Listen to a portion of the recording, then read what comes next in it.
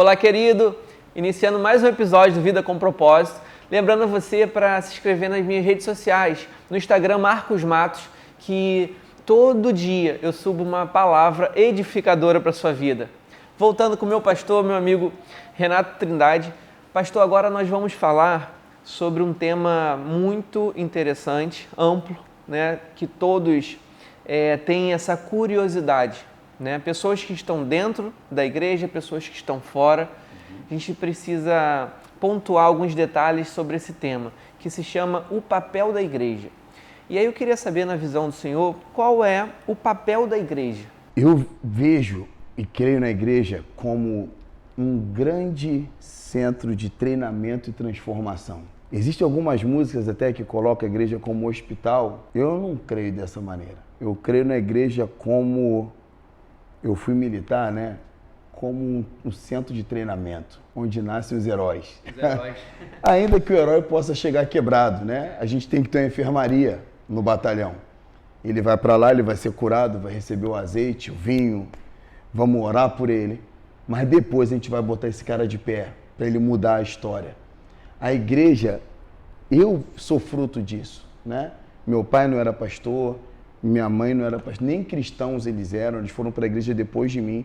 E a igreja transformou a minha vida, a igreja transformou a minha história. E eu costumo dizer, até quando eu estou dando algum treinamento de liderança e até empresas, hoje Deus tem me levado a viver isso, eu falo assim, se você quer achar um cara que tem um potencial de liderança bom, procura numa igreja.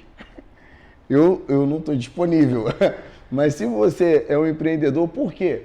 Onde o cara consegue desenvolver habilidades para liderar uma equipe, motivar uma equipe sem pagar salário e todo mundo fazendo tudo acontecer feliz, você tem que ter muito conteúdo de liderança, muita sabedoria para tratar pessoas. E a igreja é exatamente isso. Eu vejo pessoas falando assim, eu não creio mais na igreja, eu não congrego. Tolice. Há uma beleza na igreja, que é a arte de você ser totalmente contrário ao mundo hoje. Esse mundo polarizado é porque eu só quero andar com os iguais, eu só quero andar por afinidade.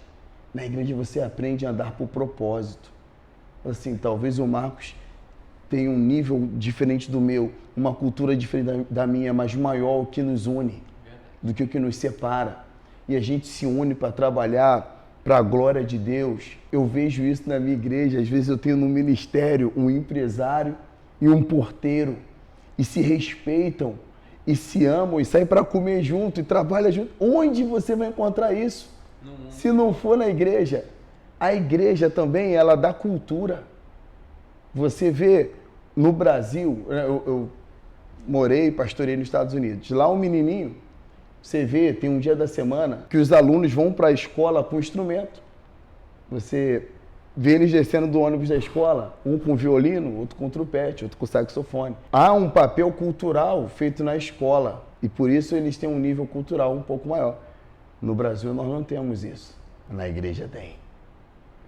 Na igreja o menino aprende o instrumento. Na igreja o menino aprende sobre oratória. Na igreja o menino aprende a falar em público. A igreja eu amo, é linda. A igreja muda um menino pobre como eu e dá cultura e leva a viver coisas incríveis. Eu lembro uma vez que eu fui pregar num congresso em Miami e minha esposa foi comigo. Aí a gente, homem, é desatento.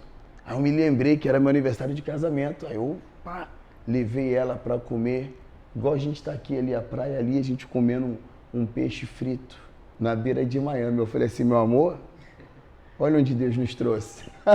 O cara lá de Campo Grande, lá, né? Olha aqui, porque eu vim pregar, né? Eu vim pregar. Agora eu voltei de um curso, eu estava em Cancún, o quê? Melhorando igreja. Respirando igreja, minha vida foi transformada totalmente. O propósito, ele vai te levando a lugares que você nunca um dia imaginou estar, Nunca imaginou. Tem uma palavra que Jesus falou para Pedro, assim, claro que num contexto totalmente diferente, falou assim, Pedro, quando você era novo, você embanhava a tua espada e ia para onde você queria. Quando você ficar mais velho, vão pegar você pela mão e levar você para onde você não quer ir. Eu brinquei com a minha igreja, eu voltei e falei, gente, fiquei 15 dias fora, porque Jesus falou para Pedro e eu vivi isso. Me pegaram pela mão, me levaram para Cancún. Que de sofrimento. Mas a igreja é linda. A igreja, pessoas casam, pessoas... No mundo hoje onde ninguém quer casar, eu caso jovens na igreja. Outro dia eu casei o Davi e a Fernanda, 2 jovens, sem filhos, bem empregados, casando, dando uma resposta totalmente diferente que o mundo vive hoje, se consagrando, casaram virgens. Só a igreja preserva a vida de um jovem dessa maneira. A igreja é sobrenatural. A igreja ela faz o papel de restauração espiritual através do evangelho, da palavra de Deus, e ela faz todo o papel cultural que hoje é escasso, né? Hoje o que é ensinado nas escolas é totalmente diferente dos princípios de uma família, né? Para você ter de fato a presença do pai e da mãe, a criança precisa crescer com a presença dos pais, né? Sendo que o que é ensinado no mundo é totalmente contra isso. E aí nós temos uma geração sendo ali educada por caminhos adversos, E Jesus, sem base interna. Jesus falou uma coisa, a Bíblia fala uma coisa que é tremendo e ela é atual para hoje, que ela fala assim, se a nossa justiça não exceder a do escriba e do fariseu, de maneira nenhuma a gente entrará no reino dos céus. Cara, é uma palavra dura, porém é uma palavra relevante para hoje. Por quê? A igreja hoje, ela exerce um papel de dar um senso cívico, moral, muito elevado, que o mundo está quebrado. Vou te dar um exemplo. Hoje não basta andar na lei. Deus quer que a gente ande por um caminho alto. Porque tamanha degradação da cultura, da lei, da sociedade, que a igreja ela é o que leva a pessoa a um nível cultural que transcende a lei. Exemplo, tem países que a cultura é o cara, um homem adulto, casar com uma menininha. Não é isso? E se aprovarem essa lei no Brasil? Vai passar a ser certo? Perante os princípios de Deus, não. Não, porque a igreja continua pregando o que é correto. Você pode aprovar o casamento gay. A igreja, ela continua dizendo o que é correto. Você pode amanhã tornar o aborto ok. A igreja é o balizador de Deus para a terra. Tremendo, né? As leis do Senhor, elas são leis eternas. Imutáveis. As leis do mundo, dos países, elas vão se corrompendo com o passar do tempo. Que homens mexem nela.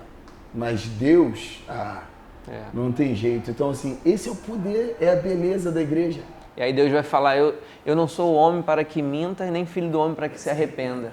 Falando eu, não cumpriria. Ou seja, a lei que ele falou é perpétua. Perpétua, Os princípios de Deus, para você entender, quando você entra numa de ser educado, executar os princípios de Deus, você vai estar já no nível totalmente diferenciado. Exatamente. E o seu resultado ele vai ser totalmente diferenciado. Totalmente. Né? Foi aquilo, né? Conecta o poder do evangelho e a função da igreja se conecta, porque, como eu falei no início, a igreja é um lugar onde a gente forma a pessoa, forma um caráter, forma a maneira. E o lindo é que tem gente que distorce o que a igreja ensina. Porque a igreja, eu acho tão feio quando alguém fala assim, eu não faço isso que a minha religião não permite. Quem te disse? Quem te disse? Sabe o que a igreja fala?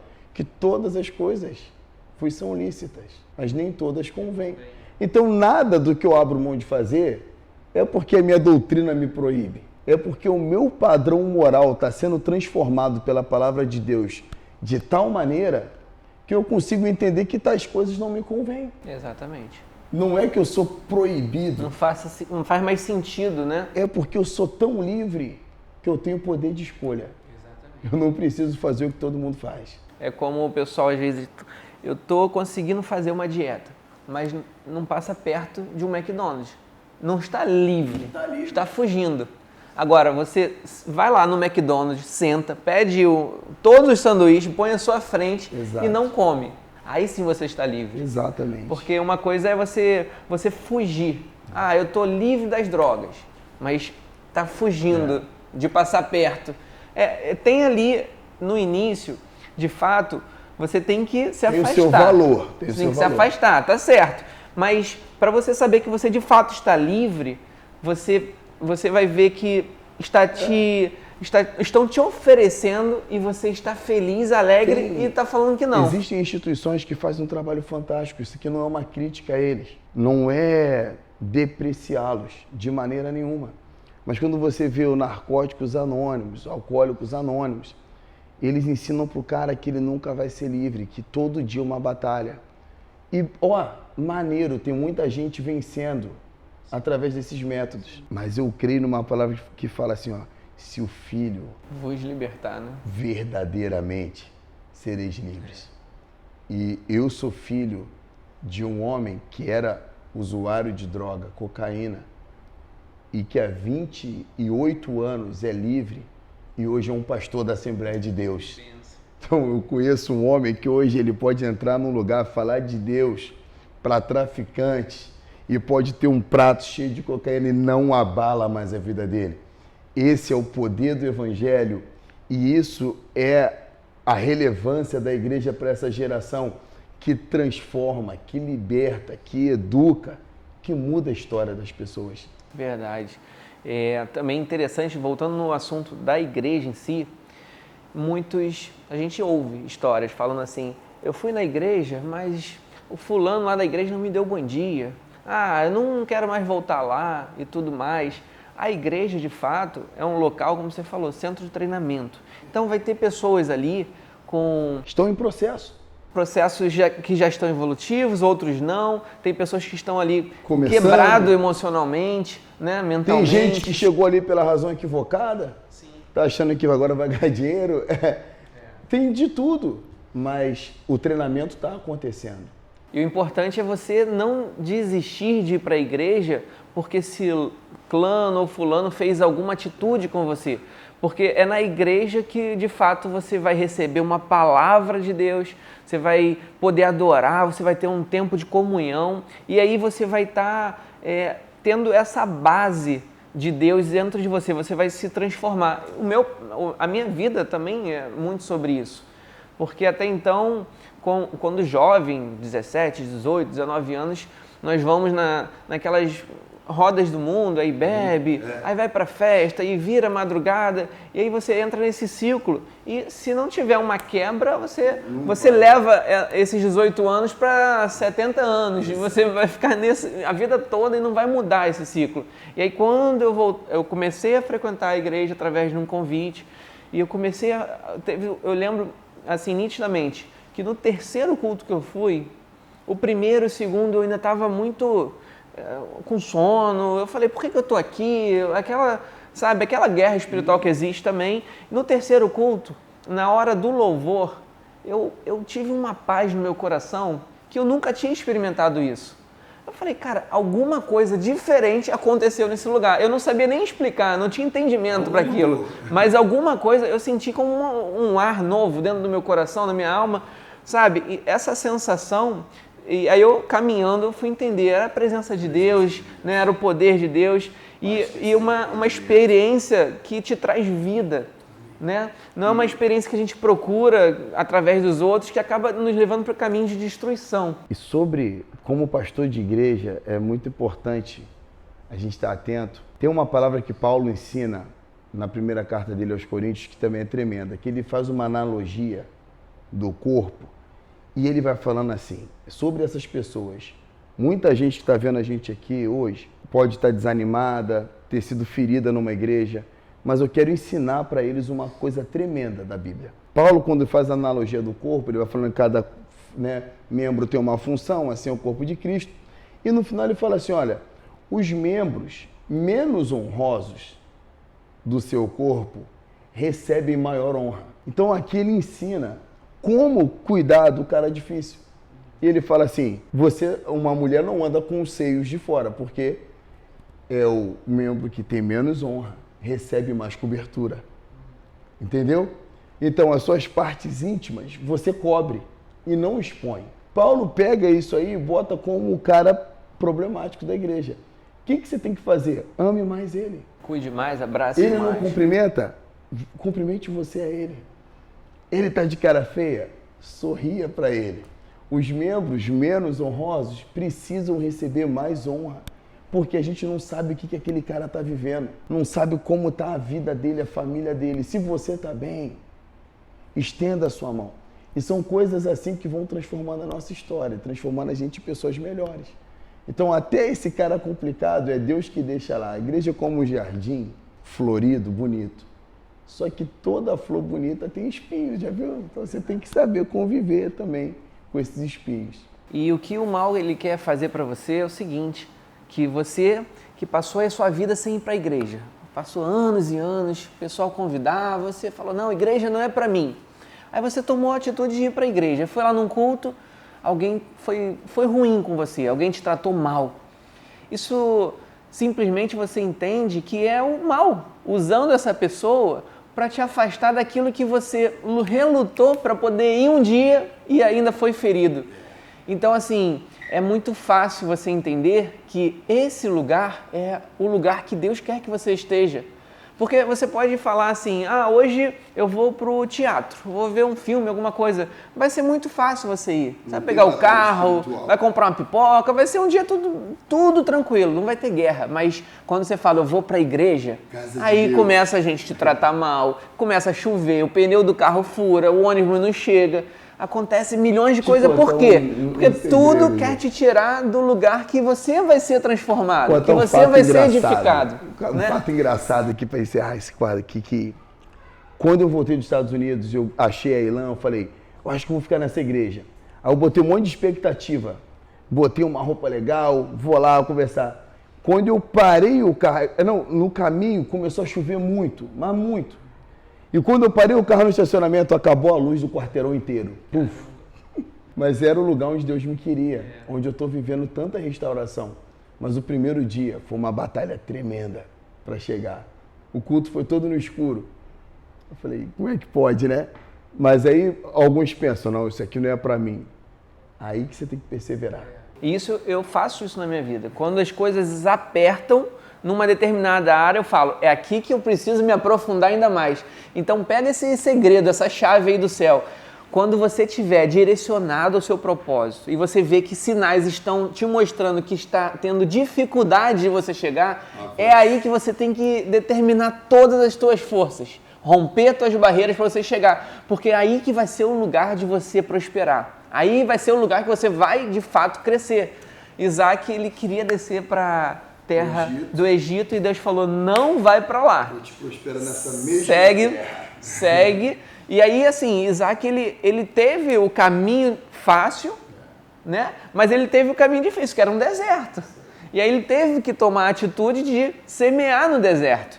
Então, com Deus é assim. Nem todo lugar vai ser que Deus te mostra, um convite para a igreja, por exemplo, não vai ser tão fácil de você ir. Então, já vai preparado, sabe que pode chover, pode fazer, alguém pode te tratar mal, mas você vai também, no mesmo momento, estar num lugar profético. Você vai estar num lugar que vai estar sendo liberada uma palavra de Deus para a sua vida e é dessa palavra que você vai colher seus frutos, sabe? Nós vivemos do fruto da palavra que foi liberada sobre as nossas vidas, né? E em lugares mais improváveis, em lugares dificultosos, sabe? Aonde Deus ele faz algo acontecer, porque para que possamos também entender que tudo é a boa mão de Deus. Nos lugares improváveis, pessoas improváveis, histórias improváveis, Deus ele pega tudo isso e fala, eu gosto desse ambiente improvável, eu gosto dessas pessoas improváveis, é aqui que eu me alegro de fazer alguma coisa, porque eu sei que quando eu fizer no improvável algo grande, ele vai falar, não fui eu, não tinha como ser onde eu andava, os meus lugares eram difíceis. Quando a pessoa desanima é por quê? Porque o desafio, ela julga que ele está além das forças dela. Assim, eu não vou ter força para vencer, então ela retrocede. Isso. Só que a palavra de Deus fala assim, não é por força e nem por violência, mas é pelo meu Espírito. Deus vai te fazer vencer pelo poder do Espírito Santo. Então pega essa palavra, querido, fechando esse episódio, aquilo que você está vendo que faz sentido de Deus para a sua vida e que está dificultoso, É aí que você vai vencer. Então vai para cima, sacode a poeira, levanta, fala, eu sei que vai ter gigantes no meio do caminho, mas eu vou romper esses gigantes. Porque em ambientes fáceis não tem gigantes. É tudo muito facinho, mas também da mesma forma que não tem gigante, não tem resultado, né? Para você ter resultados, você precisa estar nos ambientes que é onde estão os gigantes. Porque, imagina, rei Davi, ele teve o resultado porque ele enfrentou o gigante. Mas todos os outros irmãos dele não enfrentaram o gigante. Logo, não obtiveram o resultado. Tremendo, né? Que se você for, o nome Golias significa passagem. Então, para todo mundo, Golias era um gigante. Para Davi, era uma passagem. Vou sentar na mesa do rei, vou casar com a filha dele e estou livre de imposto para sempre. Então, é isso que a gente tem que entender. Sua passagem, geralmente, vai estar figurada num gigante. Mas, como eu falei agora há pouco, não é pela sua força, não é pela sua violência, mas pelo Espírito de Deus, você vai ter uma vitória improvável. E aí você vai entrar em um lugar improvável. Os gigantes são passagens. Muito forte. E Davi falou, eu vou a ti no nome do Senhor. Você vem a mim com lança e escudo, mas eu vou a ti no nome do Senhor. Então, assim, se tem lança e escudo contra você, fica tranquilo. Vai no nome de Deus que você vai vencer. Tá, querido? Recebe essa palavra e Deus abençoe a sua vida com propósito.